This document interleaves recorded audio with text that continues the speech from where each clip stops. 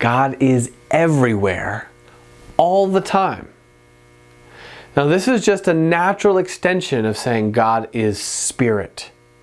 But this can be a great practical comfort to some of your students. And it could also be a real concern to others. Here's what I mean. God is everywhere all the time. He's not limited in one capacity or another. A lot of your students probably imagine that God is more present at church, or more present at My Life Matters, or more present basically when you want Him to be.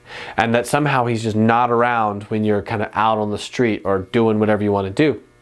But this is, this brings up that false idea that we somehow kind of order God around. He comes when we call and He leaves when we sort of push Him away. And that's just not true. God is always present. He's even present in hell. He's just present as judge. And to know God only through the lens of judgment, to know God and to have missed out on the grace and comfort and forgiveness found through Jesus Christ, there's no imaginable punishment worse than that. That's it. Okay, but God is present everywhere. And so that's a great comfort. These students, I guarantee you some of these students are still afraid of the dark. They're afraid of spiders. They're afraid to go, they're afraid to go somewhere at night. They're afraid and they feel alone. And that feeling of abandonment and an aloneness, that feeling is a lie. They've closed themselves off to the living God. But God is present there. And so we can give kids that comfort that God is there. Because He is Spirit, you can always trust that He is there. You can always talk to Him, always cry out to Him.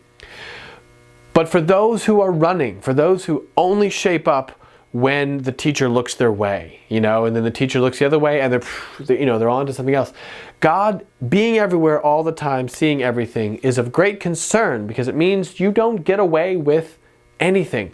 So we don't need to police the children. We don't need to tell them I'm going to watch you carefully. We're not the judge. I mean, we want to try to create an environment where kids can learn, but regularly we want to say God sees. He sees you. And so if you ever do a good thing and you feel like nobody gives you any credit, the Bible says that He rewards those, great is your reward in heaven. Your Father will see what is done in secret and reward you.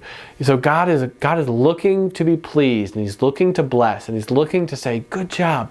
He also doesn't miss a thing. If you're a sneaky person who has found it pretty easy to get away with mischief, well, your time will run out.